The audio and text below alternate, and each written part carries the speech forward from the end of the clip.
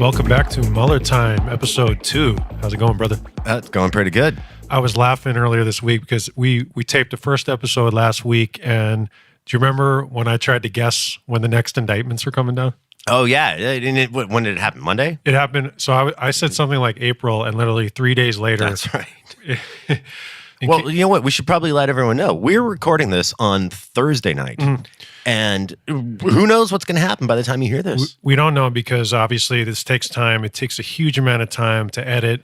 And we found some great guys to help us out because I was editing all in our previous podcasts. So we always have to tape it a little early, and it's always going to be late because we don't know what Robert Mueller's doing. Well, he had a quick turnaround on episode 1. Yeah, no, those guys did an awesome job. So I think we're going to be bi-weekly for now, but who knows? All right. Well, since it's Thursday night, tomorrow's Friday. Bad stuff always goes down on Friday for Trumplandia. Yeah, Friday does seem to be a really bad day for them. Well, isn't tomorrow the deadline for security clearances? What's going to happen to Jared or John Kelly? Well, I think one of them is going to be gone tomorrow. Well, the thing is that what a lot of people don't realize is Trump can just give us, any president can give a security clearance to anyone they want. He can. But there's political pressure, and someone may succumb to that. Well, something's going to happen. Something's going to happen with this tomorrow. And it's not going to be, you and I talked about it, if it's going to be one of them, it's going to be Kelly. Because, what we say, blood is thicker than water. You're not going to fire your son-in-law. Like, I don't think he is, but who knows? Now, in the indictments that have come down recently, aren't there some unnamed people where they're being referred to as Client A? Yeah, let's sum that up real quick. Just the indictments that happened in between that show and this show. So Robert Mueller handed down the most important indictments because they're the indictments about the interference in our election. And 13 Russians were indicted for interfering. Do you want to go into that as well? Well, we don't know. Well, I don't know. Anything that interested you? It's all the bots that went down. Right. Yeah. Yeah, it's 13 Russians who live outside the country who will never be able to leave Russia again, which is awesome. While we can't extradite them, their lives have been forever changed. And I suspect a lot of them didn't, it's not a game. The minute those people set foot outside Russia now, in any country that's not friendly to Russia, which is a lot of the world, they'll be arrested. They also indicted some guy in like Northern California. He was opening bank accounts for them. And so there's a lot of people that we don't even, and again, it's another guy we never heard of. It's Richard Pinedo, I think is his name. Yeah. So they used him to open like PayPal accounts and stuff so they could pay for Facebook ads and things like that. So the indictment was really about the digital world and how they were able to hack Facebook and Twitter and not even hack, just buy ads. Yeah, I still think Zuckerberg needs to answer some questions. Well, which brings me to what I was telling you for this podcast. So I decided to promote it a little bit. When I set up the Facebook page, and I inadvertently learned something about what these Russians did because you've used the tools too. Yeah. I bought an ad, and I saw how you can target people. I mean, amazingly. And we've been running that ad for just 4 days. We have 100 listeners now. People I don't even know. Yeah.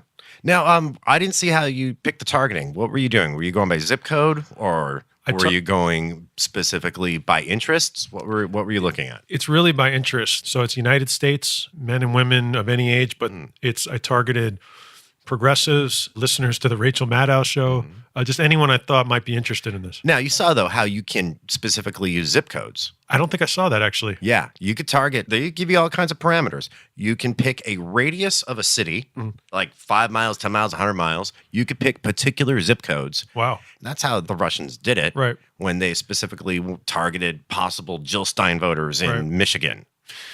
Which brings us to the crux of this whole investigation, which is, did they collaborate with the Trump campaign or collude?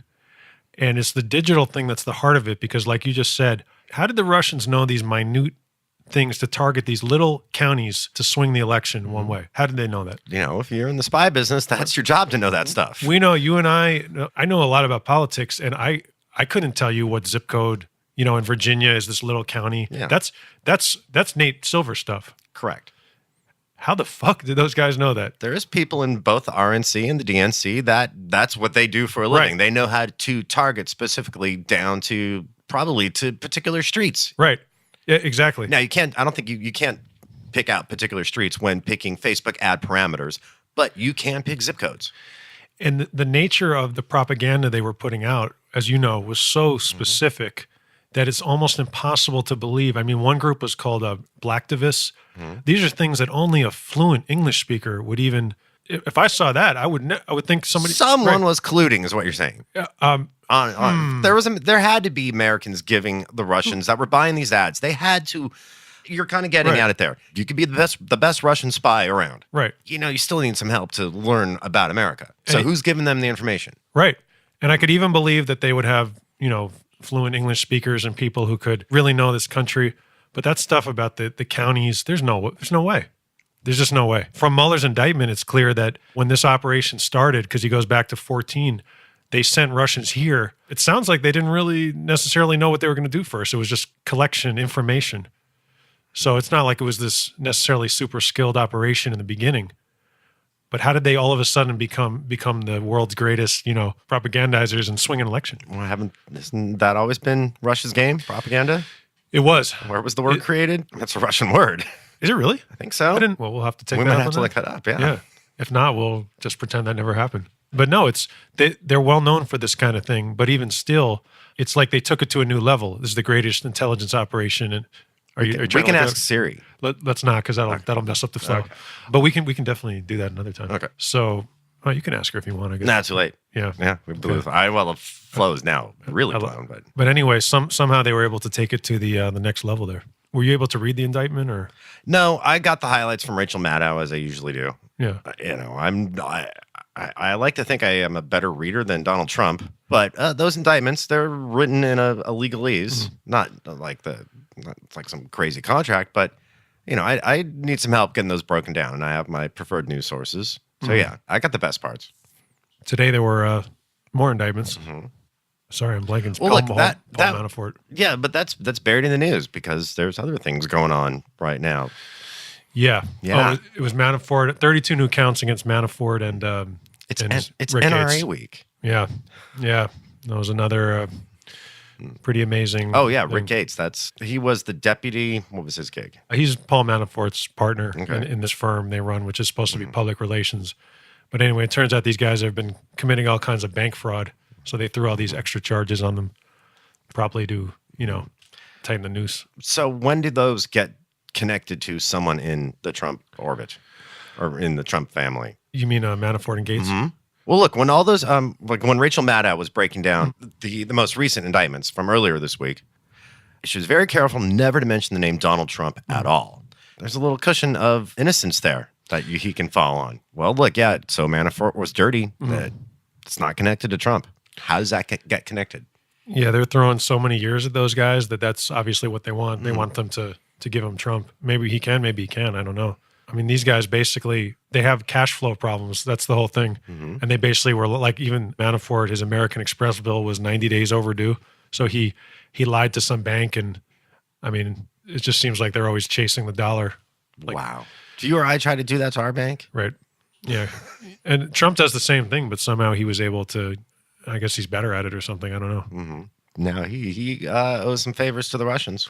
Yeah. Yeah. Hey, since you brought up, NRA week, I mean, there's just no way we can do this show without talking about what's going on in that forum on CNN. Yeah. I have never seen a journalist hold a politician's feet to the fire like Marco Rubio he just got obliterated last night. That was, yeah. I mean, that was amazing.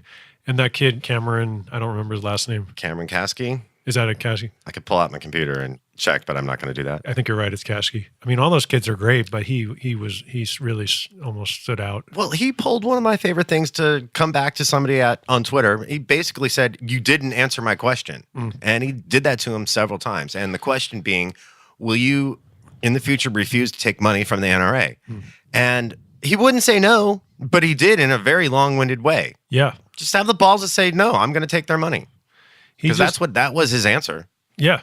And that he really got it in a way that a lot of people don't. He, even from his body language, when he came out, he said something like, he looked at Rubio, he's like, I'm not going to stand next to you or something. Like he put the fear in them right away. And that's what you have to do. Well, what was so crazy about it? The kids there are getting away with behavior that you can't do in normal political civil discourse. They get licensed to do it Because they're high school students. And if anyone pulled that kind of stuff in a normal political town hall debate setting, the other side, being the side that Dana Loesch and Marco Rubio are on, they would have a right to just kind of get back at them. But those are kids. They had to behave more than the kids did. Well, I thought, And seeing that actual balance of power being shifted like that was kind of awesome. I don't think we've ever seen that in our lifetime. but did you think those kids were? I thought they were remarkably poised, given. No, what there were was some going on. points where they got up and yelled out of turn. That's true. Yeah. But I don't know. I've seen. And look, I'm not Yeah. going down. No, I know on you're not that, yeah. criticizing them, but I didn't even think it was that bad. Like I've seen worse when they had all those.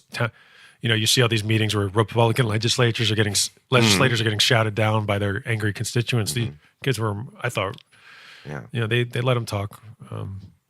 Yeah, But, and how many of those kids can vote in November? Because there's quite a few 18-year-olds, 17 and 18-year-olds on that stage. And you have to think the vast majority of high school seniors right now in spring 2018 will be 18 years old this November. Yeah, a lot of them. Yeah. No, they've really caught on to something. This is the moment. If we're going to get gun reform, it's never going to happen if not right now. Teachers having guns is such a bad idea. Look, these NRA people are insane. And that's why when I saw Cameron Cameron Kowski. Kasky, when I saw the way he was approaching it, I was like, yeah, I mean, because that's how you do it. You have to make them afraid. It's not. They want you to meet them in the middle. It's a trick. That's why they were talking about bump stocks. Like, who the fuck cares about bump stocks? The guy who shot all those kids didn't even fucking have one. Yeah. What does that have to? That's like, hey, we should ban this kind of headphone. Like, it's barely relevant at all. What do you think about that Dana Loesch? The NRA lady. Yeah, Look, her job is basically to sell guns. She Right. is a gun salesman. That's Yeah. all she is. yeah. And every one of her answers, she knows how to give political answers where Right. she can filibuster, basically. But she didn't give any ground at all. She's not going to support changing the age or raising the age to buy a AR-15. They put her out there because she's like, they specifically chose her and not, you notice Wayne LaPierre wasn't there. So they choose someone as photo. That's why she's a spokesperson. Well, look, did you see her speech at CPAC today? I saw it. She's a great public speaker. She's Right. awesome at her job. Right. Obviously.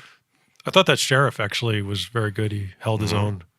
And I've seen that guy on TV before. I knew who he was. I saw him on TV after the Pulse nightclub shooting. And I was like, wow, this guy's not the typical, most cops are pretty. Yeah, pretty he's right-wing. very. Yeah, he's definitely a liberal leaning cop. Yeah, which is Sheriff. and in Florida, that's like, I mean, very unusual. I mean, this is the moment I'm going to be at that march. And Yeah, I had a Facebook conversation, private message conversation with a teacher friend of mine last night, and I asked her about that, and she said she has to use a gun. She will quit teaching. this is, I mean, insane doesn't even cover it. Yeah, This is so insane. We're just on the inside of it, so it feels a certain way. But people looking at us from literally every other country in the world is like, they can't believe what they're seeing. okay. Well, look, it's coming out of Trump's mouth to arm teachers, and then he gets on Twitter today saying, "I didn't say arm teachers." This is He probably played semantics with it. Yeah, he's saying armed teachers, and then he goes on Twitter and says, "No, don't arm. I didn't say armed teachers." well, he's also annoyed because he doesn't give a shit. This is like it's like a fly on your shoulder. It's just you're swatting at it. Like he's like, I have enough going on. Why is this? You saw that a camera caught his talking points when you saw what he wrote. He wrote down. Tell me, how do you feel? Or what Yeah, it was something. Yeah. No, it was something like that. It was like something. I hear you. I hear you. That's I what it hear was. you. I hear you. I hear you. When you're not here. How insulting. Right. Someone had to remind him to listen. He never said "I hear you" to anybody. I watched that whole thing yesterday in the White House. Right. Yeah, he never said that. I haven't had a chance to watch it. I was nervous that he would start yelling at someone. Now, can you imagine if they had Emma Gonzalez in the White House? They would never let her in there. Well, they're afraid. No, yeah. The right wingers full on piling on these kids. Oh, it's terrible. But see, they goofed up because this time these kids have grown up with social media. They've probably been attacked just like normally. Yeah, they kind of have. They know what it's like to be online bullied. These kids don't give a shit. I mean, they clearly don't care if somebody comes at them like that. All right, well, the march on March 24th. Right now, this smells like it could be just as big as the Women's March. Or even bigger. Yeah. I mean, there's people I know, I'm just looking at my own Facebook page, but there's people I know who don't get into these issues who are like becoming irate. Like one kid who's a fairly well-known actor who literally never touches the stuff, and he's just lost his mind with this gun stuff because it's just too much. Does this actor have kids in school? No. No, Oh, okay. just maybe something sometimes you just snap like what happened to to me after Trump won. Oh, yeah. I always like tried to keep the peace, but then you realize what. All right. Well, we're there, March 24th, the March for Life. Hell yeah. Yeah. I'll be there. And Let's bring the camera. You think we should? Absolutely. Yeah. Yeah. Or maybe a smaller one. Because I don't know if, well, maybe, I don't know. Well, yeah, you know what? Maybe not. Yeah. We'll have our iPhones. Yeah. No, it's gonna be huge. Yeah, we might want to bring the real camera. Yeah, we could. I'm looking at it right now. Well, hey. The one we brought to Politicon. By the way, when you have a large camera, people just take you more seriously. Absolutely. Yeah, we saw that happen. They absolutely do. Because I specifically did that when we went to Politicon. I was like, I looked into this smaller camera and I was like, no, let's get the big camera. And even like, you could see when Michael Steele saw it, he's like, oh, what's up, Oh, yeah, no, he did. Yeah, like, absolutely. Whereas if we had the iPhone, it's like, and realistically, you're not going to shoot a pro thing. Usually with an iPhone, You know who did blow us off? Bill Crystal. Yeah, that was funny. That was He was nice about it. That was very weird. You did most of the talking there. It was very weird for me to be standing next to someone who promoted a war that, killed so many people and has such an effect on everyone.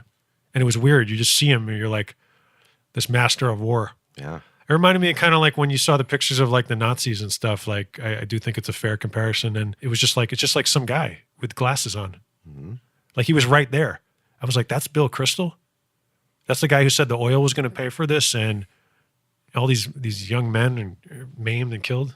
And now today, he's not a big fan of Trump. He's one of the sensible conservatives today, which is frightening. Yeah, the never Trumpers, that's been a whole other thing with these people who I used to despise. And now it's weird. It's like history's washed over them, but I don't want people to forget who they were. It's like Nicole Wallace has a show like this press secretary. It's just like, no, you worked for the worst president until this guy. Mm-hmm. But now, I don't know. I guess we need to make an alliance for the time being or something. MSNBC has to have their token conservatives. Yeah. Man, for me to watch CNN with that whole panel, I mean, it takes a lot for me to watch CNN. Yeah, I don't really watch much CNN either, only for big stuff like that. Or if there's a natural disaster, I'll watch every news channel to see everybody's take on it. But yeah, for the most part, I don't really watch CNN at all either. It's not that there aren't great reporters at CNN. It's just the prime time shows are the ones that are so irritating. Look, I can't take it when you put 5 people on the screen and they'll scream at each other. I don't like that style of news television. We talked about it last week. There's a reason that CNN is the punching bag, and it's not just because, there's a specific reason, and it's just because there is a sense of that something's just wrong over there. Last week, I think I did mention, though, I brought up how come Trump never goes after MSNBC. He went at them today on Twitter. Oh, did he? He just said it was just a little aside after slagging off CNN, but he actually named MSNBC as fake news today. Did he really? Yes. That's interesting. I can pull it up. Or after that, I'll show it to you. What did he say? It was just, I think, more standard CNN nonsense, and then he just added MSNBC too. Interesting. Where do you think Mueller goes from here? He's got to connect somebody with the name of Trump or Kushner. Yeah, and I don't doubt that he has it. I think he has everything: the tax returns, these people we've never even heard of, and then even the first indictment with Papadopoulos, you were like, who? And then it turns out he's they've got to be sweating. Well, then he nailed the Dutch version of John Kushner this week. Oh yeah. We totally forgot about that. I can't keep track of this. Yeah, Alex van der Swan. Yeah, the Dutch dude working in London, married to the oligarch's daughter. Yeah, let me say who Alex van der Swan is in case for everyone else who has a 9 to 5 and this and that who probably can't. I didn't know who he was until Rachel told me all about him the other night. Yeah. Not everyone reads this stuff 30 hours a week like we do. He's a Dutch lawyer who worked for Paul Manafort. He worked at a firm that did some work for Manafort and Gates. He's also the son-in-law of a Russian oligarch. No, he's the son-in-law of. Yeah, that's what I said. Okay, sorry. I thought I just heard son. No, that was funny though. He's the son-in-law. No, he's the son-in-law. What are you, Trump?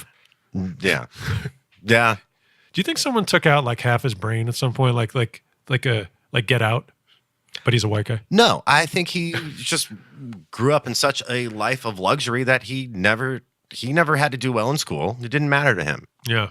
Yeah. He's just dumb. When I look at his family on TV, it's almost like intelligence is obviously partly genetic, and I wonder they're so like fucking stupid. It almost is like you wonder. And I'm not even saying this to be funny, if there was like inbreeding. Like even the way his son, he looks like fucked up. Like he looks like He looks like the banjo player in it's Deliverance. so easy to beat up on Eric and Don Jr. There's something like they're remarkably look. There's intelligent. It's a curve, right? So there's intelligent. There's normal. There's below average. I mean, God. Yeah, look, you're right. And then even the people that marry into the family, like Kushner, are dumb. Have you heard that guy? We just had to talk. Barely, but yeah, he does not have an alpha voice. Like I told you, he sounds like me in my bar mitzvah in like 92. That's what he sounds like. This guy bought at the height of the housing crash. He bought the most expensive building in New York. Like it's like, hello. Yeah, but he's so. Did it hurt him? Oh, I guess he's been in finance. Yeah, well, they say a lot of his issues are. That's what's so disturbing about him having a security clearance. He owes money, and he needs someone to buy these buildings, and he has access to secrets. It's like, that's a good plan. Look, something's happening with that tomorrow. Something has to. You think something's going down tomorrow? Something's going to go. Tomorrow's Friday. Yeah. Kelly's out or Kushner's out, one or the other.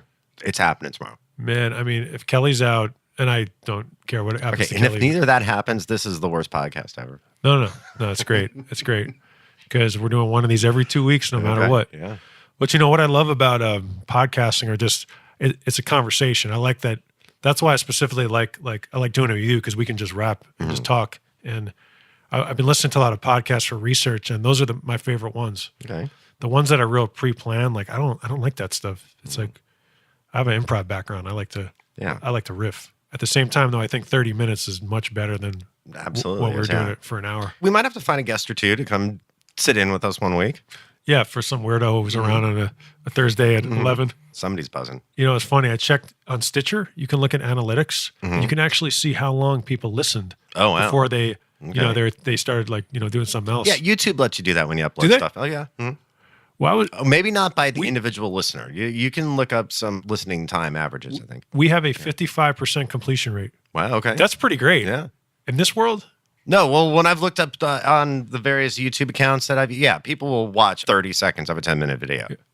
Of course, if I was Trump, I would say it was 100%. Of course you would. Yeah, that's what you would do. And that it's an NBC show. It's going to be on tomorrow. Yeah. There's something to be said, though, for being able to lie with such amazing ease. I've seen that in entertainment, just working in entertainment for over 10 years. Those people, they really sometimes can't rise to the top. It's pretty amazing. It's a sad world because of it. Last time I made a prediction about the indictments, I was wrong. What prediction should we make by the next show? What's going to go down? Well, look, I've already predicted what's going down on Friday. You did. No, But look, we got another week ahead of that. I'm predicting one major player, which would be like a Kushner or a Don Jr. I'm predicting someone's getting indicted in the next 2 weeks. Okay. And we're going to follow up on that. I don't know if they give out awards for that prediction. Yeah, you're right. I will absolutely back you on that. And if I'm wrong, we're going to pretend that never happened, like Trump. I'll just say something else. These aren't the droids you're looking for. No. You didn't say that. Yeah. By the way, how pissed was he that he couldn't golf because of that shooting? Oh, well, he did. He golfed the Monday. Oh, yeah, that's right. He waited, 3 days? Yeah, he was there for 3 days. He only golfed on the third day. Did not attend any of the funerals. It sounds like the Bible. Like on the third day. Third day, he golfed. He golfed. Anytime he can't do what he wants, he gets very upset. And you know, though, the White House has never admitted that Trump golfs as president. Right. Like if you follow on Twitter, if you follow the White House pool reporters, they will say, look, he's there. We've seen him in golf gear. But they've never come back with an official statement or anything from the White House saying that Trump golfed. God. They refuse to admit that he golfs. I've never hated a group of people so much. Like everything they do, it's like hands going down glass. Everything. Remember when they pulled a panel truck up to block him golfing? Exactly. Like a fucking Mack truck? Like you couldn't just say he's golfed. Like who cares? Yeah, like, they won't do it. And that's only going to make the White House press corps just go at it harder and try to prove it. By the way, not on this time, but next time I want to talk about the White House press corps and my opinion on that whole thing. I'm going to write that down because that's a whole other thing. Trump has said, didn't we get word this week that he's going to attend the White House dinner or the press corps dinner? Is he really? I'll have to look that up again. I mean, he snowflaked out on the last one. Yeah, I believe he's attending this year. There was word that came out this week. There's no words to that.